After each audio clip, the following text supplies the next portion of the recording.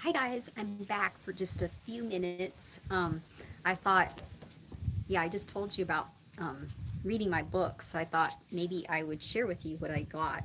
And these are probably going to be backwards. um, I haven't started reading this one yet. I started with this one first, but it's Horses in Translation.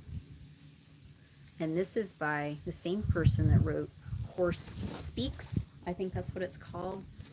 Um, but this is learning to listen and talk in their language. Thank you. um, yeah, I'm only on page 16 of this, but yeah, it's really, really good. Um, yeah, and I have a lot of highlighting and stuff already. A lot of good stuff in here. And yeah, being a mother to your horse and instead of like the boss.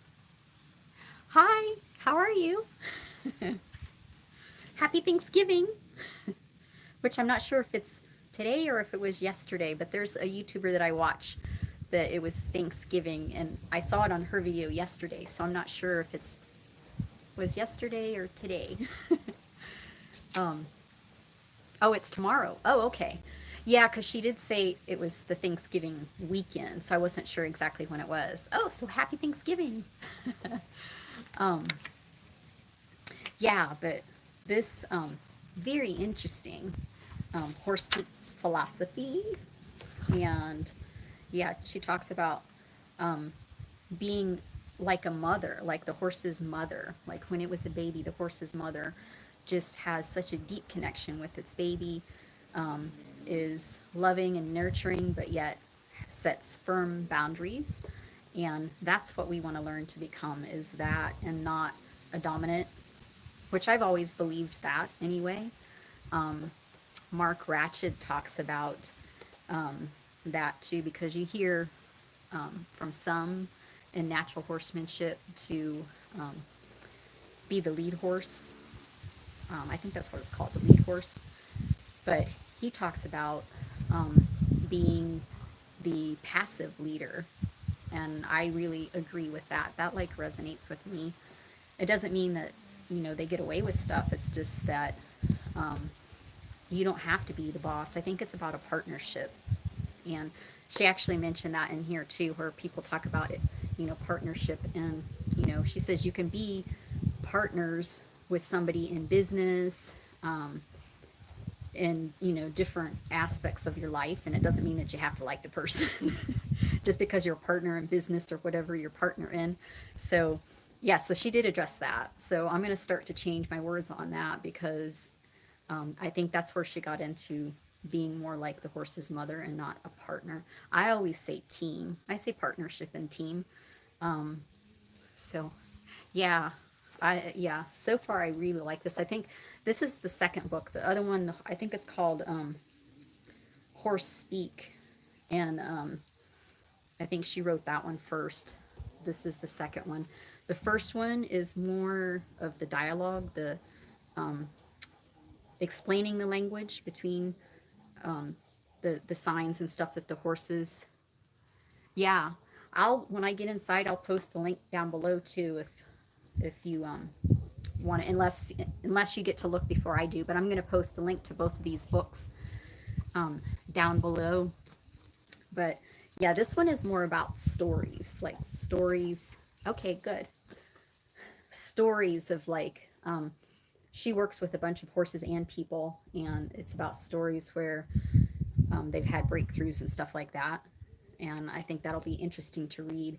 So, first chapter just kind of explaining. Then I think chapter 2 and chapter 3, she goes into some of that because over the last year, some of that's became even more. I can't think of the word that I want to use. It's grown her translations of everything. So this might have, a little bit more to it as far as the explanation than after the first 2 and 3 chapters. Then it goes into the stories. And so this is what drew me to it too, because she's a horse trainer, rehabilitation specialist, intercollegiate coach, and riding instructor. She has also been a Reiki Master Teacher since 1992, and I'm a Reiki Master Teacher. I took my first Reiki in 1987, and I think I got my Master Teacher in, no, wait, not 87. Wait, was it 87? No, it was, no, wait, I take 97. 97. um, and I got my Master Teacher in 98 or 99.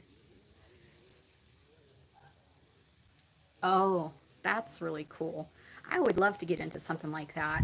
Um, yeah, they're just like magical, I think. I mean, and she has a term in here, which I find very interesting because I felt that with them, but she calls it getting to your zero. And it's like, it's the place to where, yes, um, 14. So how old is he now? How old is your son?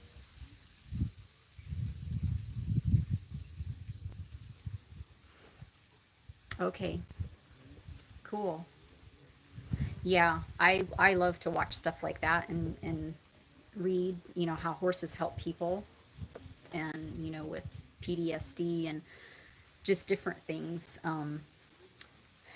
epilepsy and handicapped people, just the movement of their hips and everything. I saw this one little girl, I think she was on Chris Cox. I don't know if you get RFD TV, but he's one of my favorite ones to watch on that. And he had a show where this little girl had to be held up on the horse at first, and she was young. I forget how old she was, 4 maybe or something like that, and had a really weak core. And just by her getting up and riding on the horse and going with the movement of the horse, her core got stronger and she got to the point where she could ride by herself. But I think that kind of stuff is like so interesting. And I think if you can relax around them, they do help you get to your zero point. And to me, it's like I call that like your grounding, like being grounded. And to me, grounded is being like in the present moment. And so she talks about that. So I'm like, that was like one of the things that caught me when I went in search when I was looking through it. You know how you can read the inside, and I saw that and I was like, oh, that's really good because I think they help you to get to that point easier. You don't even have to be doing anything with them. I mean, just like my horse is over there, he's moseying around, just being out here and them being around, or even if you have them tied up and you're brushing them, it's just so relaxing. And I usually do my Reiki on them while I'm brushing them. And um, yeah, let me see, wait to see how they sense.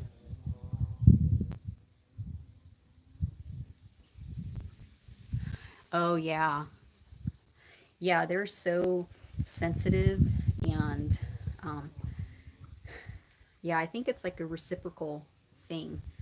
They're just so, they live in the present, and yeah, if we can get in touch with that and, vice versa, I think with horses, like energy work and like the Reiki too, like if you get a horse that's like not as relaxed and you can use that to help calm them, then you can feel when they calm down and vice versa.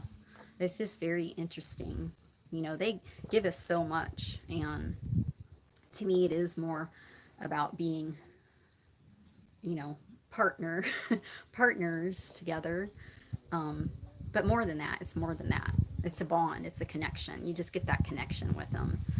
And, I'd like to like I do have one of my fitness clients that um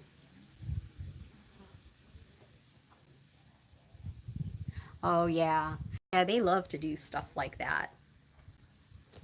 They're so simple, and I think it helps. They help bring simplicity to us, and it's like to be in the moment like that. To me, that's being in the present. It's being in the present and it's being in the moment, and you just enjoy just breathing and being here.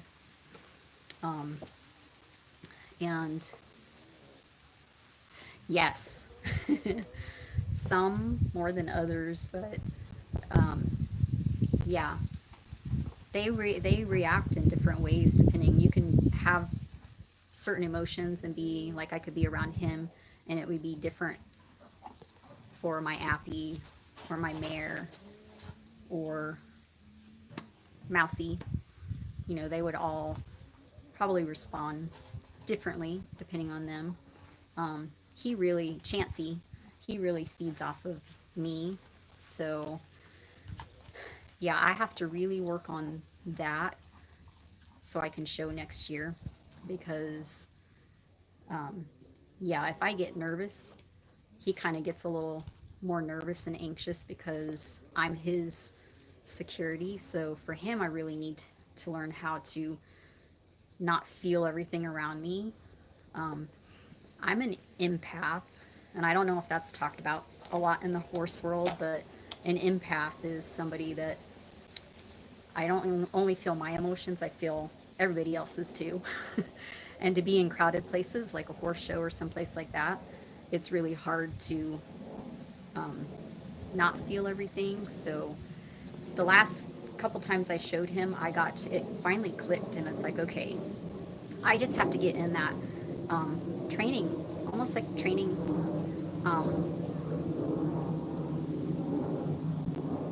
Oh, yeah, exactly. Yeah, there's another book. I don't know if you've seen that one. It's the Tao of Equus, and it's Equus, the Tao of Equus, and she does stuff like that, and she has a lot of stories in her book, and I never did finish all of it. I got pretty close to the end, but yeah, this time of year is like when I start to read more because the weather starts to change and the time change, it gets darker. So I have more time to read. So I should get that one out too, but I'll post the link for that one too. That one, that's like a really good book. But yeah, she talked about something like that where, yeah, they show you what's on the inside of you. They're mirrors to our emotions. So, and I learn a lot from my horses just about like going over to the horse shows with my Chansey and being nervous. He shows me, even though I'm trying not to be, and that's like one of the worst things to do is to try to be like you're not nervous, because then that makes incongruent feelings. And she talks about that. About incongruent feelings in her book, The Tao of Equus, and it's pretty interesting to where horses don't like that, and autistic people don't like that. And she mentions a boy in there that was autistic, and she was the only one that came in. She volunteered and was the only one that got along with him because she understood horses. And horses don't like it when you're feeling one way but trying to pretend like you're not feeling that way. It cuts off the energy, and it's like they get mixed signals. Some horses can deal with that more than others. Some are more dull to it, some aren't. But she noticed that in this autistic kid where some people would come in and take care of him, and he'd say, "How are you doing?" And they'd say, "Oh, great." And they'd try to be okay when really they weren't. He'd hit them, especially if it was somebody new. He just couldn't stand to feel that incongruency, you know. And it's like, she came in and, you know, same scenario. And I can't remember if, you know, she was just like, "Oh, well, I've had a bad day," or this or that. But she was just honest with her feelings. And he got along with her great. So, yeah, there's some horses. So the ones that, you know, you were talking about. Oh, you are? Oh, oh, yeah. Um, I don't know if she's talked about empaths in that book or not, but I mean, I, I, I don't know. It's kind of, she talks about like being sensitive and being aware, but you know, horses help us with that. Um, yeah, I'll have to think if I can think of any that would mention that. Um, but yeah, it can be hard sometimes. It wasn't as hard for me when I competed and was into bodybuilding. I was more tunnel vision and focus, and now that I don't do that, I just, yeah, everything like at first just came flooding in, and it's like you don't know how to handle it, and people think you're weird and crazy. Oh yeah, did that work good with your son? I've studied some of that too. Yes. Oh, cool. Yeah. There's something to that. There's energy in everything. And um, yeah, I have a couple books on Oh, yeah. Which ones? I have a couple books on that with for animals, horses and animals. It's pretty interesting. Yeah, I like all that kind of stuff. And when you're sensitive, you can feel that stuff. You can feel the energy of different things. And now that I'm getting older, I'm learning how to um, embrace it, I guess, a little bit more and not think it's like a curse. At first, it's just like, oh, what is happening? How do I deal with this? And it's like once you start to get a handle on it, and I think since I've gotten the horses and spent time with them, I think that's helped because, I competed until 96 and still lifted and everything, but then I got horses in 2005, and I think that helped me, which I had horses when I was younger, so it was kind of like coming back home. But they kind of help you with your emotions and what you're feeling. So if you're by yourself around them, they show you what you're feeling. So if I'm riding and my chancy is calm, so like the riding video where I'm using no hands, the last one I posted, um, I practice my breathing and I practice just relaxing, but yet having, active legs. My legs are still there on him, but in a relaxed, active way, if that makes makes sense. Um, but I'm breathing. Oh, cool. Yeah, I don't know too much about the tiger eye, but yeah, I might have to look that up. um, but yeah, the I practice breathing stuff like that, and I can tell when I'm like really relaxed and in the moment because of the way that he goes, and he slows down, and his movement just kind of changes. So I kind of practice stuff like that, and doing the lope is hard for me because you're kind of the speed is faster. So when you go up to the lope from the jog, it makes it a little bit harder. So that's where I feel like I'm kind of stuck. Although I've gotten better at like using my legs and hands separately and relaxing and breathing and going with him, but yet, using my hands to say, you're pushing a little bit too much, or you're, going this way or that way. Um, but yeah, I forget what I was saying about that other book. I got kind of sidetracked, but oh yeah, they mirror our emotions. And I have one fitness client that wants to maybe come and take lessons, and I would like to I have a couple that I train that I've been trained for. This is our 23rd year, and I think that would be neat to like get them to come out here once a week for a session instead of in the gym, and just see, as I have my appy, he's really good to lunge, and you can just see on the ground like what you're sending through the lunge line. And I have some videos on here. My friend was here, and she was a little nervous and he was a little bit faster, but then I said, slow your breath down, breathe. Oh, that's neat. Cool, Christopher, I like that name. um yeah, so she slowed her breath down and she saw the result of that. So what she changed in herself, she saw something on the outside of her show her feeling. It My appy showed her going from being a little nervous to calm. As he slowed right down, he dropped his head. I think those kind of things are like, it really makes you like aware of like how you're breathing, because to me it all comes down to breathing, whether you're working out or writing. And yeah, I think so they're mirrors, and they can teach us so much about ourselves with stuff like that. And yeah, I would like to get into that kind of like as an extension of fitness, because fitness is working on yourself, learning about yourself, body awareness, not just about the results that you get from it, which I think it can start off that way, but over time, it taught me how to like really get centered in my body and like push and breathe and just body awareness. So when I ride, it actually helps me with my horses. Yeah. Um, yeah, I have some clients that let me kind of use that ability. The couple I've been training for 23 years, they'll come in. I'm like, where are you in your body right now? Because I can tell. I'm like, you're not breathing. You're up in your head or you're out there. You need to like get here in the present. And so that's kind of fun because I can feel them. And I've known them long enough that, yeah, I know both of them, but they're open to that kind of stuff. If somebody's not open to it, it doesn't come out. But to me, that's what makes it fun. But your horses feel that no matter what. I mean, they're always open to stuff like that. So they show you. So, you know, just different things riding. If they don't do something exactly right that they kind of, that that they know how to do, then I always look at myself because it's like, okay, I might have like done something a little differently than I normally do. And I think a lot of times it's us and not necessarily them.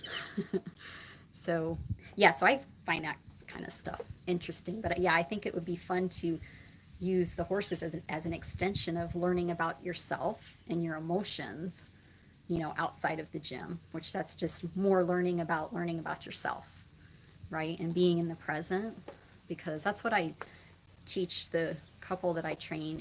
It's not just about coming in the gym and working out. It's you should walk out of the gym feeling different than when you walked in.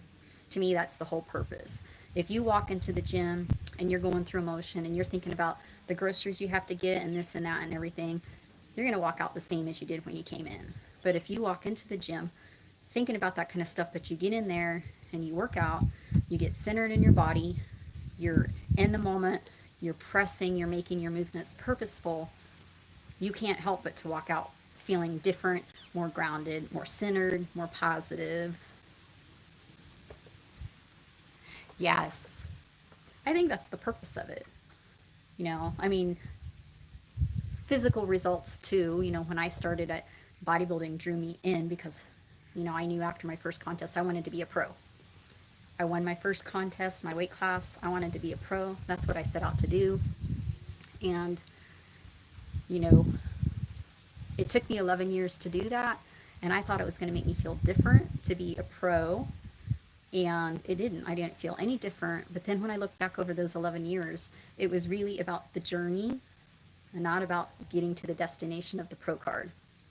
And that's why I changed my title, my banner on my YouTube channel to sharing my horse journey with you, is because I think it is about the journey.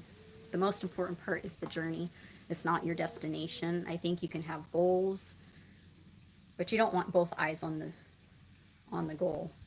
That makes it about the destination. You have to have one eye here in your heart center, and you can keep one eye kind of out there. You don't want to get too far ahead, but you need to stay centered and you need to stay in your body, and you just kind of put one little feeler out there. Every once in a while, make sure you're on the right path, but you have to be connected to your heart, and that's how you enjoy the journey.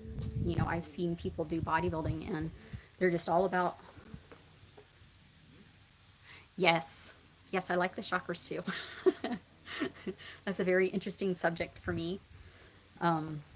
Yeah, I explain that when I'm like working out to this couple, and then there's a couple other ones I can talk about the chakras with, that they kind of get it. But yeah, it's about getting to that groundedness first. You have to get in and be where your feet are first.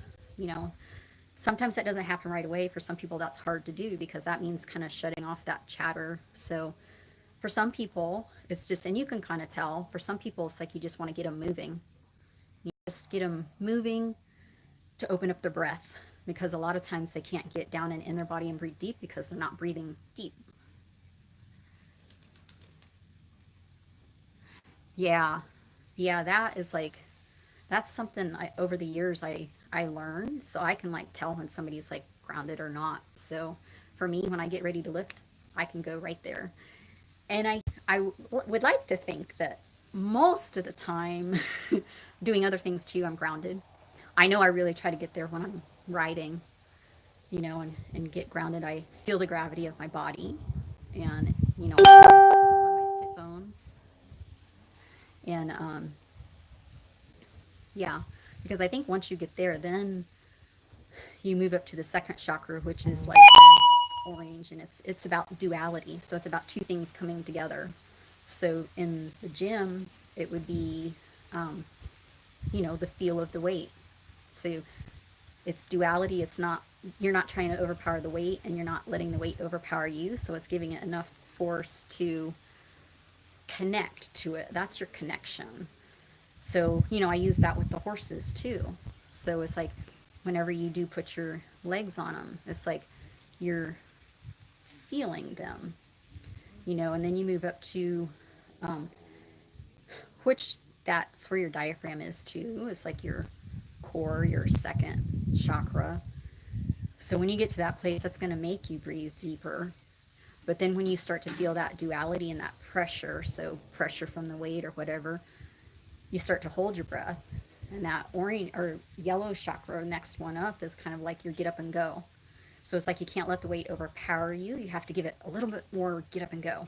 That's your fire, right? And then you come up to the fourth chakra, the heart chakra, which is your air. It's your breath. It's your spirit. And that to me is like what leads you. And it's the center of the three chakras above and the three below. But that air is what is going to make or break you during a set. It's going to make or break you if you're trying to lift heavy. It's going to make or break you when you have a horse like Chansey. Because if I learned with him, if I hold my breath too much, he stops. He resists. So I've learned to be able to, yeah, most people don't. And I think that's like the main thing is the breath. It's all about the breath, no matter what you do, whether it's lifting weights, riding horses. And, Chansey is a spirit sign. He's April 17th. His sign is spirit. And I'm Libra. Mine is coming up in about a week. Mine is about the mind, so I have a good focus, a good mind. And my bodybuilding helped me with my body, the physical part of it. And with him, he's spirit. Oh, cool. Yeah, that's a mind too. That's, yeah, mind. And gosh, I can't think right now. Yeah, because they have human aspects and earth aspects. It's air. It's air, mind. Then the spirit is Chansey is fire. Like your Aries. He's an Aries. So you have Aries, I think Sagittarius, and there's one other one that I can't think of right now. But yeah, so he's sensitive. Yes, air. Human aspect is the mind. And yeah, he's sensitive. And actually my mare, she's the day before him. So she's April 16th. He's the 17th. So they're both spirit, but they're both sensitive to energy. Where my Appy and my Mousy, they're both Taurus. They're little bullheads. And they're a little bit more grounded. Yeah, because my Appy, when I used to show him, I could be a little nervous and he wouldn't act like Chansey. He might go a little bit faster and raise his head just a little bit, but and just not be as relaxed as he could be, or I knew he could be. So he kind of took care of me and, was a good boy. Chansey now, on the other hand, yeah, he really needs me to be grounded. So yeah, it's funny how they're different and they respond to maybe the same emotion different ways. But yeah, Chansey's taught me really makes a difference the way I do things, not exactly how I do them, or not exactly what I do, but how I do them. Because if I do something, it can be done the same exact way, but if I'm holding my breath one time and I'm not the next time, he'll be better with the time I'm not holding my breath. So with him, I've learned to be able to apply that pressure and keep breathing. So it would be like if you're doing a heavy set, you have to breathe, right? So yeah, it's he taught me that it's like and I've always said that too with my fitness too. It's not what you do, it's how you do what you do. It's all in how you do it, because there's like so much to what you do by how you do it. Did that make sense? Yeah, because well, an example would be you can get two people in the gym. Yeah. You can get two people in the gym and they can do the same thing. One can be out doing their shopping while they're lifting, and the other one can be in the present in the moment. And you're going to get two different feels from those people. They can be doing the same exact speed, the same exact weight, everything the same, and they're going to get two different results too. You know, the one that is actually in the present is going to get a lot more out of what they're doing than the one that's not in the present. And it always bugs me when people say, oh, go to your happy place. No, you don't want to go to your happy place when you're lifting or when you're riding, because if you go to your happy place, that's someplace else but being in the present. And if you're not in the present, you're not going to get the most out of what you're doing, or I don't think you really want to do that while you're riding a horse anyway. You want to be there with them, so you know, if something happened, I mean, you can feel them and stuff. So I always hated that term. Go to your happy place. If it hurts, go to your happy place. No, I think it's all about feeling the pain. You know, you want to feel that pain. You want to get in touch with it. You want to harness it. And you can use that as energy to push through that set. You know, and it all comes back to the breathing again. You know, it's like when we feel pain, I see this with my clients. It's like I can tell when they escape. They want to escape the pain. So when something starts to burn, I can feel their breath change. That's the empath thing. I feel the breath change, and then usually their bodies will start to show that. So they'll start to move away from it. And as soon as you do that, that changes your breath. It cuts your air off. But if I go forward and stay centered and breathe, then I can breathe, and you can go farther. You can go farther into a set. You can lift heavier, and it's that that not wanting to feel the pain. Yes, and I've said that to some of my clients too. I've never had a baby, but I've watched shows that have the breathing and the Lamaze and stuff, and to me it makes total sense. It's like that's what gets you through it. You know, and to me, I think it's the same as like, yes, breathe through the pain. That's what you're doing. The way I explain it sometimes too is you're extinguishing the fire. So like when you're, you know, getting that lactic acid build up and that burn, it's like natural reaction is to like, stop and move away from it, because it's that panic and fear sets in. Then the reps will get kind of like shorter and faster. It's like, stop. It's like you have to move into it, not away from it. You move into it, and then you have to breathe. But it's like that breath is coming from the diaphragm down here.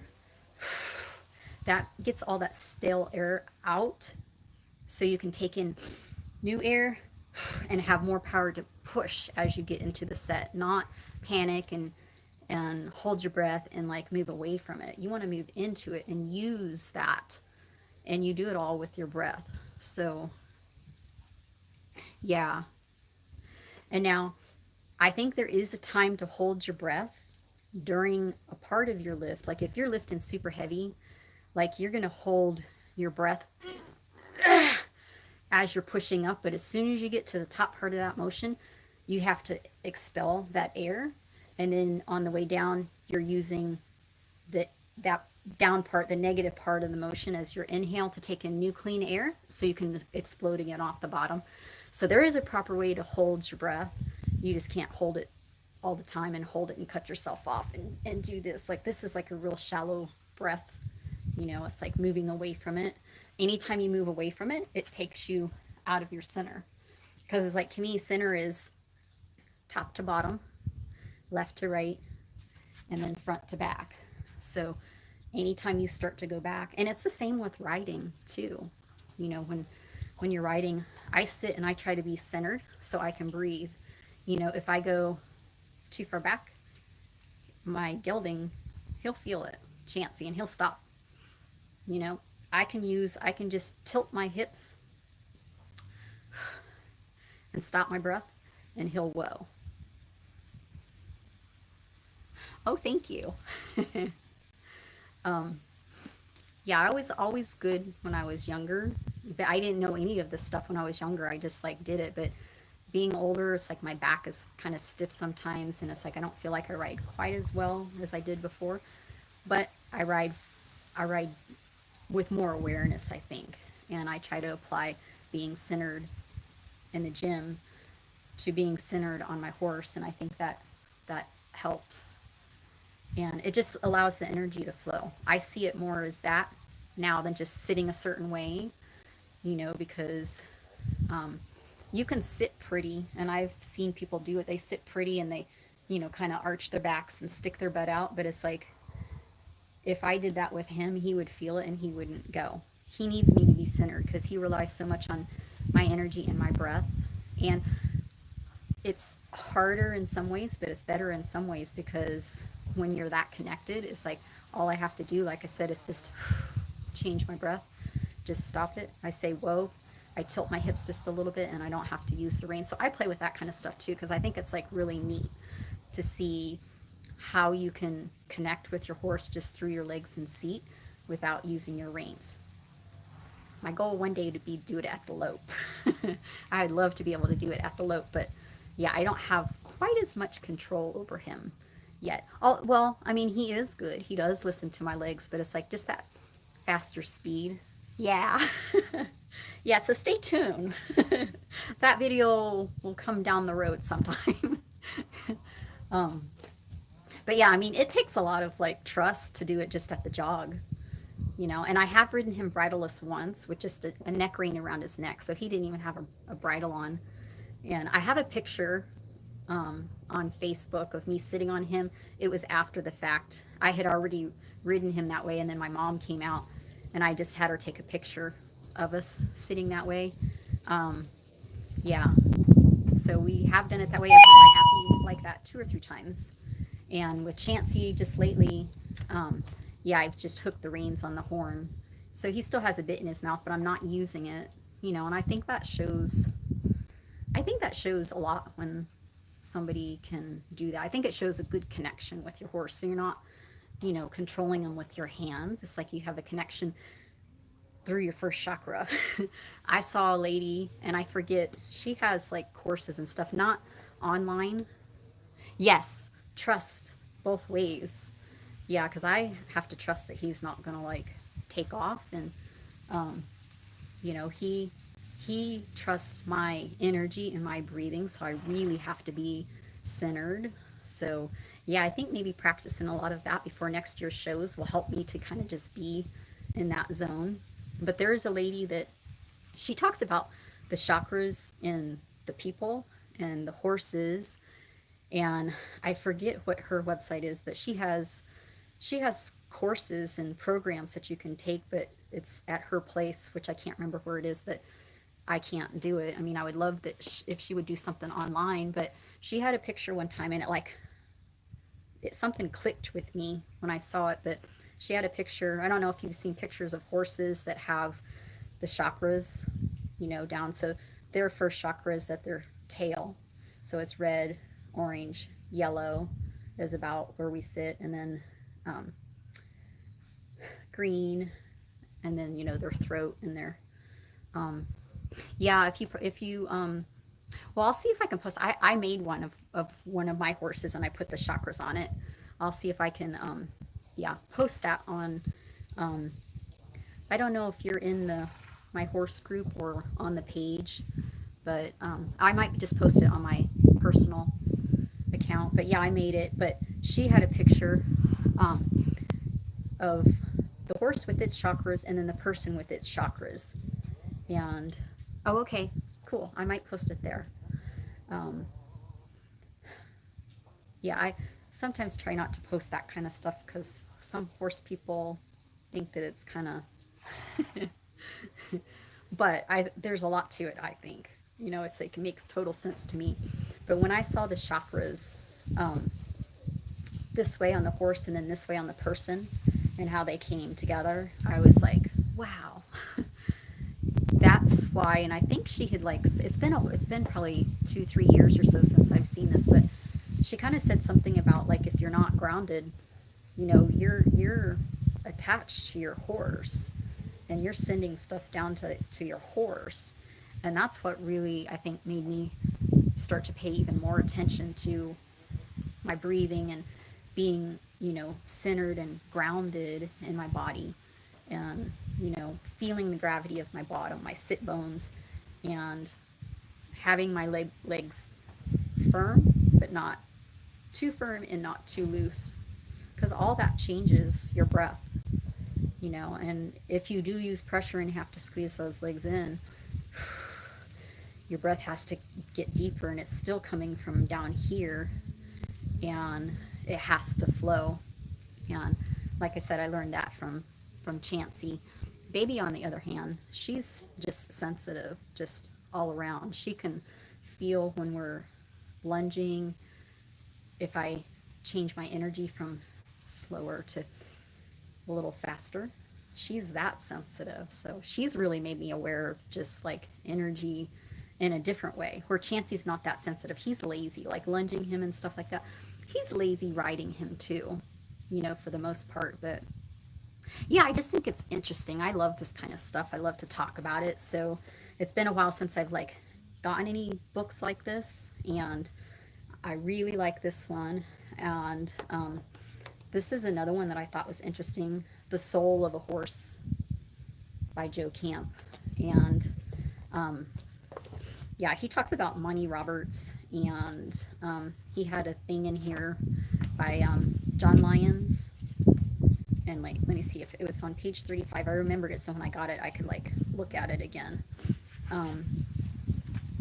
But his clinician, John Lyons, says there is a real reason for fears. Fear is recognition of loss of control, and it subsides when control returns. And that kind of made me think of like, you know, my fitness clients. It's like fear does set in when they feel like they're losing control, like the weight's starting to overpower them, and they start to panic, and that fear, and it's because they're losing control. But it subsides when control returns, and the control returns when we breathe. So that doesn't say that, that's just me, but it's like, I just thought that was like, oh wow, that's like so good. That's true. And I don't remember what else I saw. You know, I looked inside this one before I got it too, but it looked really, really good. So yeah, I haven't started this one yet. But usually when I get books, I like read parts of them and then I kind of skip around. So I'll probably be looking through this one soon too. But yeah, when I get inside, yeah, okay. When I get inside, I'll post these two below, and the Tao of Equus too. And I have another couple books of hers too. She has, I think, Power of the Herd. And okay, cool. Yeah, yeah. I'll post whatever I think might be of interest. So yeah, I love stuff like this. And like I said, this is like perfect time of year to like, you know, have things like this to like sit by the fireplace when it gets cold and have your coffee and read your book in the mornings and stuff like that. And even at nighttime, you know, it's already starting to get darker here by like, I don't know, 7 or before 7. You know, I was used to feeding at like 8:30. Now it's getting darker, and the time change is going to be, I think you guys already had your time change. Did you already have your time change? I think I saw somebody else saying that. Not sure if that was your... Okay, so do you have a time change? Oh, okay. I think it was, wait, who was it? Oh, Australia, maybe. But yeah, ours is next month. I think it's November 4th. Yeah, okay. Yeah, so I'm not looking forward to that. But great time to read. So, yeah, I know. It's kind of depressing at first. You know, I always get depressed at first, but then after I kind of adjust to it, then it has its benefits too. You know, so I think that's probably why I got these, because it kind of helps me look forward to it just a little bit more. And show season's done. That's always kind of depressing too, but I only got to do one show this year, and then just second show, I think we were getting our house appraised, so I missed that one. And then last two shows we got like a bunch of smoke and stuff, and I couldn't ride. And then I just thought by that time I wasn't in the mood to even try. So books, not oh books, so not on your tablet. You like to read books. Yeah, I know. I have some that I bought for my Kindle. I guess that's what you know, through Amazon. So I read it. Yeah, I like real books because I don't like not being able to see, because I highlight a lot and I dog ear, and sometimes I might be thinking of something and I'll know exactly where it is in my book. On the tablet, it's just kind of like, oh shoot, where was that? And I just think it's so much easier. Plus, yeah, I highlight a lot. Like a lot of my books, it's like almost every page is highlighted because I find so much good stuff, and it's like I want to be able to go back and I'll dog ear them. Oh, wait, and I have this one. Oh, I don't think I read this yet, but I have this dog eared. I think when I was flipping through, it says Tai Chi Strikes Again. Oh, yeah, I've studied this before too. It says in Tai Chi, the fountain of power comes out of the Tantine or Hera, which is the core. Yeah, that's true. Yeah, and so, yeah, the Hera is something I studied a little bit. Like, it's been a while since I looked at it, but I have some books on it. So, see, it might be time to pull all these books out again because the Hera runs along the chakras and it has other stuff. But, yeah. Oh, this is good. I'm going to have to go in and read this tonight. Yeah, I think the Tantine and Hera is like, yeah, I know, me too. It's so fun. Yay, I found somebody I can share this stuff with. But I mean, as weird as it sounds, it's like I think it like really helps with horses. It helps you to understand them more, because I think anytime you can learn more about yourself, whether it's like physically or, to me this would be like energetically, it just helps. It helps you to get better at whatever you do. It's like I didn't find this kind of stuff until I moved here in Reno in 1996. That's when I did the USA and got my pro card. So I was strictly, bodybuilding. But I got very good at my body awareness and starting to teach people that. And people would ask me, how do you know when you say 3 more? I don't feel like I could have done any more than 3 more. Because I always try to push people just a little bit more each time, and I can just feel them and sense them. But I was doing that before I took Reiki and didn't exactly know how I was doing it. Once I took my first Reiki a year later, I started to really study that kind of stuff, and I was really drawn to the chakras. And, I started asking, how do I know? When I'm training somebody, how do I know they're getting close to the end? Oh, thank you. I think it's probably one of my gifts is being sensitive and an empath, and it's like it's taken me a while. And during this time of year, like I said, it's like the time that it comes out the most because I'm just more idle. Oh, really? Oh, that's cool. Yeah, I have one friend that's around this area that we met, and we even took some Reiki. Actually, I met her because she came to me for a Reiki session. So this is back in 2000. So I had been doing it for a couple years, and when I first took Reiki, I did do it, sessions on people and my clients, and physical sessions. And then I kind of got away from it. And they say that you can use it in everyday life. I never understood that, but I use it when I train people. I mean, I think that's what's intensified and fine-tuned, like what I feel from people. It's enhanced.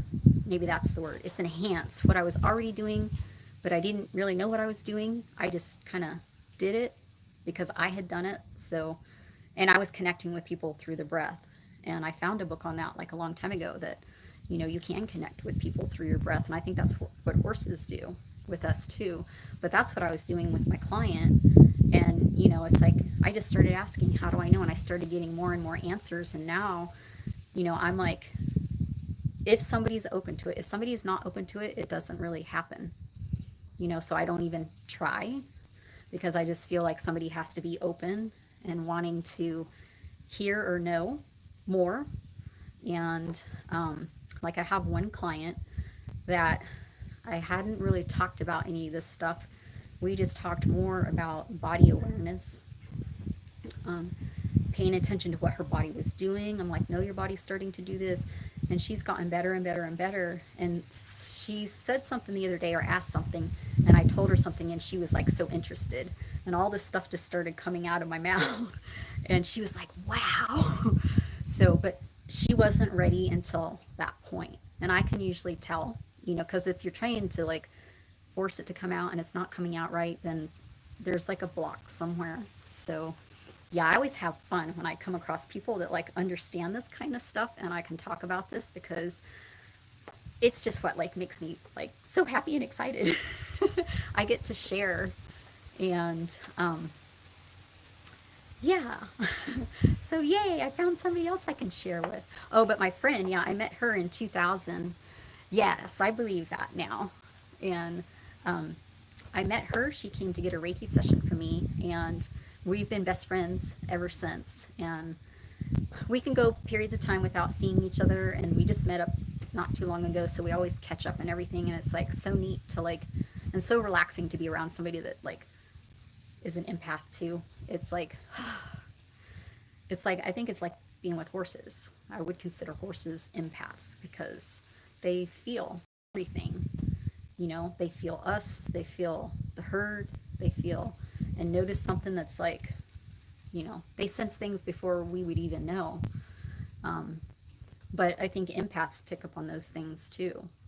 And yeah, it's just interesting to like, you know, be able to share it because, you know, some people that don't aren't an empath or don't understand it, it's, you know, they just kind of think you're weird. But yeah. So yay, I'm glad you're an empath too. That's like really neat. So, and I think, I mean, I really want to start talking about more of this kind of stuff in my videos. Maybe this is going to open the door. Yeah. Yeah. I'm hoping maybe this will maybe open the door a little bit for me to be able to kind of start to maybe mention some stuff. Yeah, that's true. Well, it takes feeling. It's feeling and being in your body. And I guess you could say I'm clairsentience. I could say it. I feel. You know, you have different like knowing, which is what is knowing?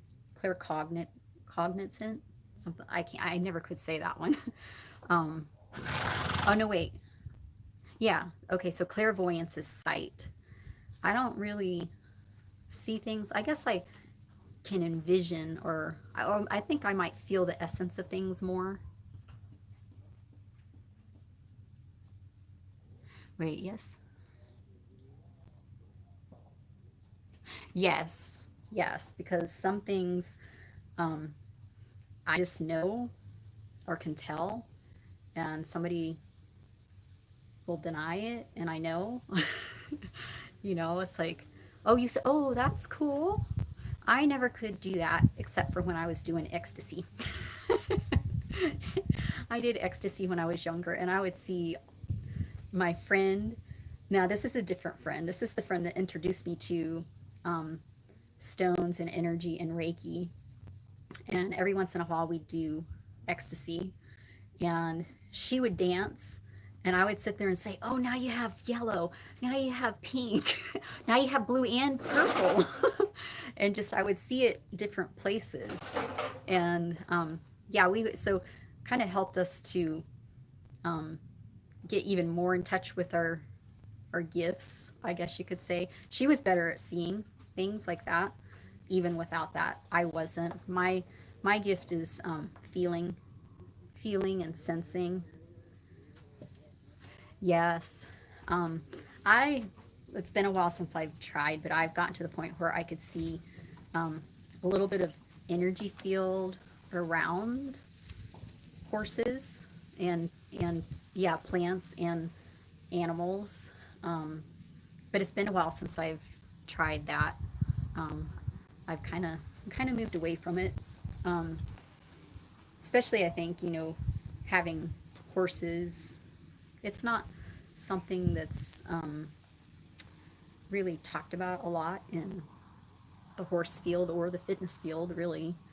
Um, but like I said, I've opened up to it more because of certain clients that are open to stuff like that. And it's taught me, just by them being open, it's taught me more about what I sense, because I'm like, did you just change something like around rep number 8? What happened? And that, so they give me feedback. So it's interesting to do it around people because they can give you feedback. Horses really can't, other than how they might respond to it or react to it, what you're doing. But I do Reiki on my horses, and that's interesting too. It's like so calming and feels good. And yeah, so yeah, I'd like to talk more about this kind of stuff, on here. And um, to me, it all comes down to the breath. And I don't know, um, and just awareness of not just your physical body, but like your being from your core, your mind, your emotions, because okay, yay. Well, at least me and you can do it, right? And there's 4 people on here right now, so maybe somebody else would be interested in it too. But I think it all starts with, well, I don't know. I don't think it really depends on if it starts with your body, your mind, your breathing, um, your attitude. Attitude has a lot to do with it too. If you come out here with a bad attitude, if you're angry, more than likely you're holding your breath. If you're angry, some horses won't respond well to that. Um, I like to try to come out here and yes, I like to come out here and in a positive attitude. And there's some days where I just know I don't want to ride because I don't feel like all together. I don't feel with it. And it might be just a day to sit out here and do a live video or read a book while my horses mosey around. Um, he's over there chewing on something, a broom. um, like today, I just knew it wasn't a riding day. I just wanted to come out and I was feeling kind of, and I just wanted to enjoy that. I didn't want to work on anything. I just wanted to maybe take in. And yes, yep. And this was kind of an off day. I'm just in a different energy today, just a more, I don't know, kind of almost melancholy, how do you say it? Melancholy? No, sad. I know how to say it, it's just not coming out. Um, yeah, so, um, yeah, yesterday was 1 year since one of my clients died. Yeah, the season, and um, this client died October 6th, a year ago. And he was a client that I could talk to about this kind of stuff. He was quadriplegic. Yeah, thank you. It was hard. That hit me hard. I think that's when my weight started really going up, because I got up to 122 that I know of. It could have been higher than that. And that really hit me hard because he was like one person in my life that like got me, and like we could talk about this kind of stuff. And before his accident and before he became quadriplegic, he was a black belt in karate. And yeah, we talked about all this kind of stuff, the energy of doing things. And um, it was interesting. So I think that's I was like thinking about it today. It's like, I think that's probably still lingering, but yesterday was 1-year anniversary. And yeah, so that's hard.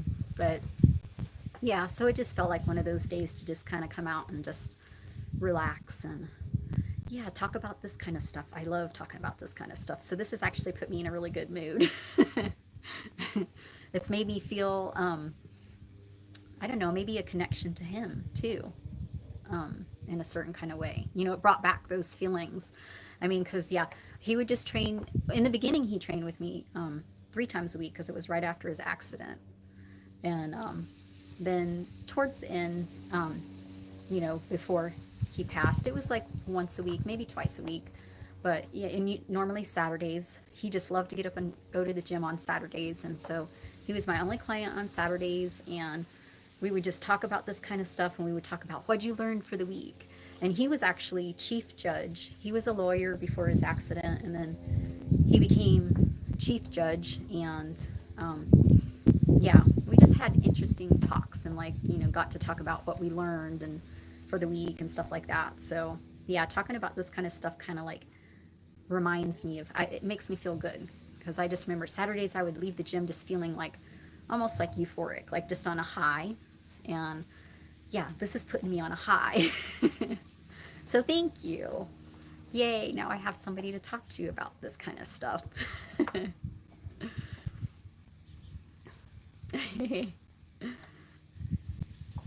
Okay, well gosh, it's been an hour. So I probably should like get off of here and put this boy up and get one of my other horses out to mosey. And yeah, when I go back inside, I'll post those links and a couple other books that I have that you might be interested in too. And okay, yeah, this has been really fun. So yeah, we might have to do this more often. And then maybe the more we talk about this kind of stuff, other people might be interested too.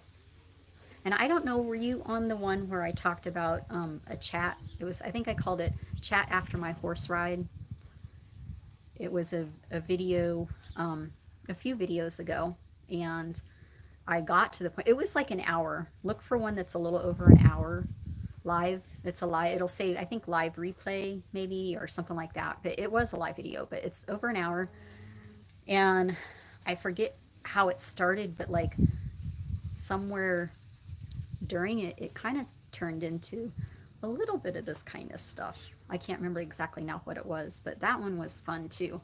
I don't think I really went into chakras and energy that much, but I might have talked about breathing in that one. But anyway, yay. Okay, well, you have a good, is it weekend for you? Are you like a day ahead? This is Sunday for us. So are you Monday? Or are you behind us?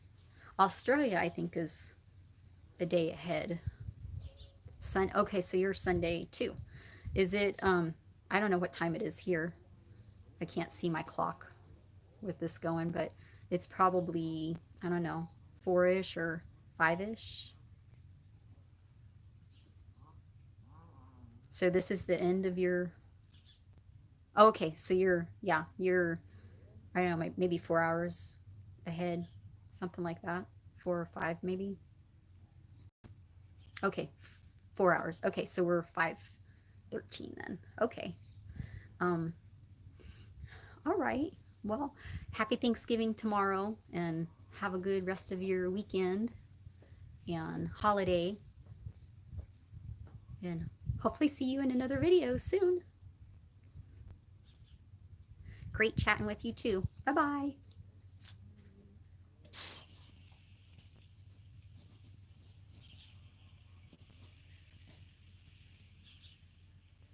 Oh wait, what did you just, oh wait, you're just by Maine.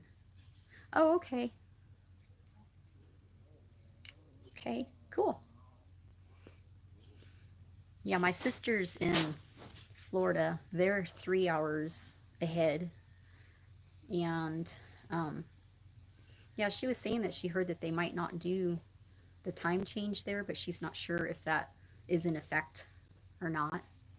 If they don't, then when we have our time change, we'll be 4 hours behind them instead of 3. So yeah, but I don't know. I was asking her the other day if she found out, and she didn't know anything about it. So yeah, okay. Well, you have a good day, and I'll see you next time. Okay.